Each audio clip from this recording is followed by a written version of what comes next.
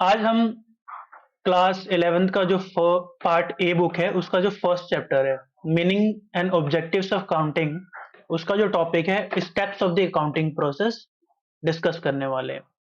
अब जैसा कि हमने अकाउंटिंग के डेफिनेशन से समझा था कि अकाउंटिंग क्या है, एक प्रोसेस है जिसमें हम डेटा को कलेक्ट करते हैं, रिकॉर्ड करते हैं, देन उसको समराइज करते हैं, क्लासिफाई करके समराइज करते हैं, एंड देन समराइज करने के बाद क्या किया जाता है, उस डेटा को उसके यूजर्स के पास भेज दिया जाता है ताकि वो इन्फॉर्म्ड डिसीजन ले पाए। तो अब हम समझेंगे कि स्टेप बाय स्टेप कैसे ये किया जाता है और उसका प्रोसेस क्या होता है। ठीक है, सो जो फर्स्ट स्टेप इसमें आता है आइडेंटिफाई करना ट्रांजेक्शन्स का। ट्रांजेक्शन्स हमने डिस्कस किया था, क्या होता है ट्रांजेक्शन, जहां पे लेट्स से हम कोई शॉप पे जाते हैं और शॉप पे जाके कोई चीज खरीदते हैं, राइट। तो जो हमें प्रोडक्ट मिलता है उसके बदले में हम क्या उनको देते हैं, उनको हम मनी देते हैं, ठीक है, हमें उनको पैसे देते हैं। तो ये क्या है, एक कंप्लीट ट्रांजेक्शन है। और किसी भी बिजनेस में डिफरेंट डिफरेंट ट्रांजेक्शन होते रहते हैं। लेट से मैं अभी एजुकेशन प्रोवाइड कर रहा हूँ और लेट से अगर मैं किसी को फ्री में पढ़ाता हूँ तो वो भी एक ट्रांजेक्शन है, बट वो फाइनेंशियल नेचर का नहीं है। ठीक है, उससे मैं पैसे नहीं ले रहा हूँ, फ्री में कर रहा हूँ। ठीक है, तो that would not be recorded in the accounting book. ठीक है, और जैसे अगर बिजनेस के पर्पज से और देखा जाए तो मान लो किसी एक बिजनेस में एक या दो एम्प्लॉय आपस में लड़ाई करते हैं, तो वो भी एक लाइक ट्रांजैक्शन हो रहा है, राइट, बट उसका इम्पैक्ट भी बिजनेस में पड़ेगा, बट वो फाइनेंशियल नेचर का नहीं है। और अकाउंटिंग क्या कहती है, हमें सिर्फ वही ट्रांजैक्शंस को रिकॉर्ड करने हैं जो फाइनेंशियल नेचर के हो। तो सबसे पहले तो हम आइडेंटिफाई करते हैं कि वो बिजनेस का ट्रांजैक्शन है या नहीं है, और बिजनेस का ट्रांजैक्शन है तो क्या वो फाइनेंशियल नेचर का है या नहीं है। अगर वो फाइनेंशियल नेचर का है तो ही हम उसको क्या करेंगे, रिकॉर्ड करेंगे। ठीक, सेकेंड स्टेप क्या होता है, जब हमें पता चल गया कि वो फाइनेंशियल नेचर का है तो हमें उसको रिकॉर्ड करना होता है। और ये किस में किया जाता है, डे बुक में। ये डे बुक कौन सी बुक होती है, आपकी जर्नल बुक। और जर्नल बुक में ही डिफरेंट टाइप्स ऑफ बुक आते हैं, जैसे उसके सब्सिडियरी बुक्स जो हम आने वाले सेशंस में क्लासेस में पढ़ेंगे। अभी वो समझो डे बुक, जिसमें डेली बेसिस पे जो भी ट्रांजेक्शन होते हैं उसको रिकॉर्ड किया जाता है, जो कि हमें जर्नल बुक बोलते हैं। ठीक है, तो पहले हमने आइडेंटिफाई किया कि वो फाइनेंशियल नेचर का है या नहीं है, अगर है तो हमने उसको रिकॉर्ड किया। कैसे रिकॉर्ड करना है, उसका प्रोसेस क्या है, रूल्स क्या है, वो हम समझेंगे, बट अभी के लिए ये समझो हमने आइडेंटिफाई किया एंड देन उसको बुक में, जर्नल बुक में जर्नल एंट्री पास करनी है। हमारा जो थर्ड स्टेप आता है ना, ये बोलते हैं क्लासिफिकेशन ऑफ ट्रांजेक्शंस। अब ये क्लासिफिकेशन का क्या मतलब है, देखो क्या बोलते हैं।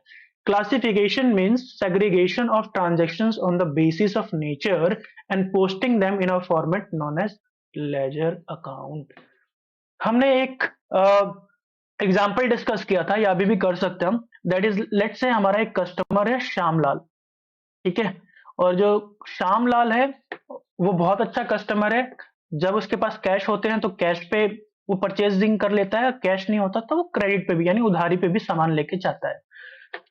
तो at the end of the month मुझे कैसे पता चलेगा कि टोटल परचेजेस उसने कितने के किए हैं, उसमें से कैश कैश से रिलेटेड परचेजेस उसके कितने हैं, देन उधारी पे यानी क्रेडिट पे कितने परचेजेस किए हैं उसने। क्योंकि अभी तक तो मैं सिर्फ जर्नल एंट्री पास करते आया हूँ, जो कि जैसे जैसे जो ट्रांजैक्शन होता जाता है उसको मैं रिकॉर्ड करते जाता हूँ। और अगर अगर at the end of the month मैं बैठ गया एक एक पेज को लाइक पलटते हुए और उस श्यामलाल से रिलेटेड जितने ट्रांजैक्शन हैं उसको ढूंढते हैं, बहुत टाइम लग जाएगा, और पता नहीं इतने इसके जैसे कितने ही कस्टमर्स होंगे हमारे। ठीक है, तो इसके लिए क्या करते हैं, हम एक डिफरेंट बुक बनाते हैं जो कि हमें लेजर, जिसको हम लेजर अकाउंट बोलते हैं। ठीक है, इसमें क्या होता है, श्यामलाल के नाम का एक अकाउंट बनेगा। ठीक है, और श्यामलाल ने जितने परचेजेस किए हैं उसकी यहाँ पे एंट्री की जाएगी, चाहे वो क्रेडिट पे परचेज हो, चाहे वो डेबिट पे परचेज हो। ठीक है, और चाहे इससे हमें पता चल जाएगा कि टोटल परचेजेस उसने कितने किए हैं और उसका कितना पैसा हमें उससे लेने हैं।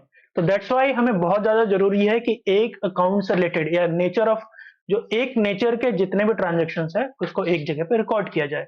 चलो, अब हमने क्या किया, क्लासिफाई कर लिया एक प्रकार के जितने ट्रांजैक्शंस होते हैं एक पर्सन से रिलेटेड या एक अकाउंट से जितने रिलेटेड उससे रिलेटेड जितने ट्रांजेक्शन होते हैं, एक अकाउंट बनाते हैं हम, और उसमें हम क्या करते हैं, उससे रिलेटेड सारी एंट्री पास कर देते हैं, इधर पोस्टिंग कर देते हैं, और उसी को हम क्या बोलते हैं, लेजर अकाउंट। जब लेजर अकाउंट बन जाता है तो हम क्या करते हैं, समराइज करते हैं। समराइजेशन का क्या मतलब है, हमें एट द एंड पता चलना चाहिए ना कि प्रॉफिट एंड लॉस कितना हुआ है, और एट द एंड पहली चीज ये कि प्रॉफिट एंड लॉस कितना कमाया है बिजनेस ने at the end of the accounting year, और दूसरी चीज क्या, बिजनेस की वैल्यू क्या है। ठीक है, वैल्यू ऑफ द बिजनेस। ठीक है, ये कैसे पता चलता है, अभी बताते हैं। देखो, जो पीएनएल प्रॉफिट एंड लॉस है वो कैसे पता चलता है, हमें बनाना पड़ता है प्रॉफिट एंड लॉस अकाउंट उसके लिए। और ये जो सेकंड चीज है जिसमें हमें वैल्यू पता चलेगी बिजनेस की, उसको जानने के लिए क्या हमें बनाना पड़ता है बैलेंस शीट। कैसे बनाना है वो सब हम समझेंगे, डोंट वरी। बट फोर्थ जो स्टेप है क्या है, समराइजेशन, समराइज करना और पता करना कि प्रॉफिट या लॉस हुआ है बिजनेस को, और at the end of accounting year business की वैल्यू कितनी है, उसको जानने के लिए हमें क्या बनाना पड़ता है, बैलेंस शीट। चलो, अब हमारे पास हमने समराइज कर लिया, हमें पता लग गया प्रॉफिट हुआ है या लॉस हुआ है, और अभी करंटली बिजनेस की वैल्यू क्या है at the end of the year. अब जो फिफ्थ स्टेज क्या है, जो भी हमारे पास ये इंफॉर्मेशन आया है फाइनेंशियल स्टेटमेंट के थ्रू, उसको क्या करते हैं, असेसमेंट की जाती है उसकी। ठीक है, और सब मीनिंगफुल कंक्लूजन निकाला जाता है कि लेट से प्रॉफिट हुआ है तो उसके पीछे का रीजन क्या है। मान लो 4 या 5 प्रोडक्ट है, उन 4 या 5 प्रोडक्ट में से सबसे ज्यादा कौन सा प्रोडक्ट बिक रहा है, लेट से प्रोडक्ट ए सबसे ज्यादा बिक रहा है, तो इसकी प्रोडक्शन को हम इंक्रीज कर देंगे। ऐसा कुछ मतलब रिकमेंडेशन दी जा सकती है कि सी हमारा जो प्रोडक्ट ए है वो सबसे ज्यादा बिक रहा है तो इसकी प्रोडक्शन बढ़ा देनी चाहिए। तो इस तरीके से डिफरेंट डिफरेंट कंक्लूजन लिखे जाते हैं, और वो किसके साथ शेयर किया जाता है, कंपनी के मैनेजमेंट के साथ, यानी जो इंटरनल यूजर्स हैं उसके साथ, और साथ ही साथ आपके एक्सटर्नल यूजर्स के साथ। तो जो भी ये इंफॉर्मेशन है उसको शेयर करना होता है, और उस शेयरिंग के प्रोसेस को क्या बोला जाता है, communication, communicating the information to the users. और ये यूजर्स आपके इंटरनल यूजर्स होते हैं, एक्सटर्नल यूजर्स होते हैं। इंटरनल यूजर में आपका मैनेजमेंट आ जाता है, आपके ऑनर, जो बिजनेस के फाउंडर हैं, डायरेक्टर्स हैं, एम्प्लॉयज हैं, everyone who is working for the company. और एक्सटर्नल यूजर कौन से हैं, जैसे बैंक, जैसे गवर्नमेंट, क्योंकि गवर्नमेंट को आप टैक्स देते हो। देन डिफरेंट डिफरेंट आपका वेंडर जो आपको रॉ मटेरियल सप्लाई करके जाता है, डिफरेंट डिफरेंट पीपल जो इन्वेस्टर हैं आपके, वो भी आपके एक्सटर्नल यूजर्स हैं। ठीक है, तो it includes sharing the financial reports and interprets results to the users of financial statement, ताकि ये यूजर्स, जैसे मैंने बताया, इंटरनल एंड एक्सटर्नल होते हैं, और उस इंफॉर्मेशन का यूज करके वो क्या लेते हैं, डिसीजन लेते हैं। लेट से कोई कंपनी अच्छा प्रॉफिट बना रही है तो वो इन्वेस्टर के लिए एक अच्छी इंफॉर्मेशन है कि ये कंपनी अच्छी ग्रो कर रही है, यानी अगर मैं इसमें इन्वेस्टमेंट करता हूं तो मेरा जो मनी है वो भी, उसकी भी ग्रोथ होगी, मतलब मुझे यहां से इनकम जनरेट होगी। सो एक बार कंक्लूड कर लेते हैं कि क्या है steps of the accounting process. तो जैसा कि हमने पढ़ा था, अकाउंटिंग प्रोसेस क्या है, कलेक्टिंग ऑफ इंफॉर्मेशन, उसकी रिकॉर्डिंग करना, क्लासिफाई करना एंड समराइज करने के बाद उसको, उसके रिजल्ट्स को शेयर कर देना यूजर्स को, ताकि वो जज करके एक अच्छा डिसीजन ले पाए। इसमें जो सबसे पहला प्रोसेस है, आइडेंटिफाई करना कि फाइनेंशियल ट्रांजैक्शंस कौन से हैं, एंड देन उसको रिकॉर्ड करना जर्नल बुक में।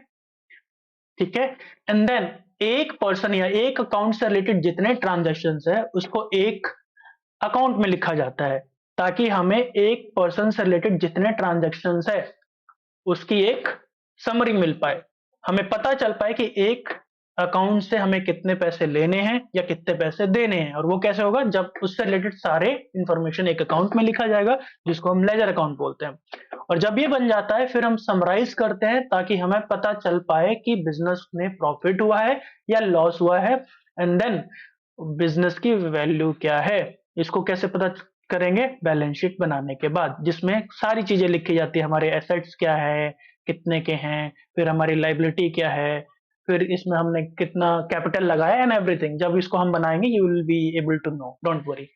फिर जब हम समराइज करते हैं फिर उसको इंटरप्रेट इंटरप्रेट किया जाता है मैनेजमेंट के द्वारा, एंड देन फिर उसको शेयर किया जाता है इंटरनल यूजर और एक्सटर्नल यूजर को।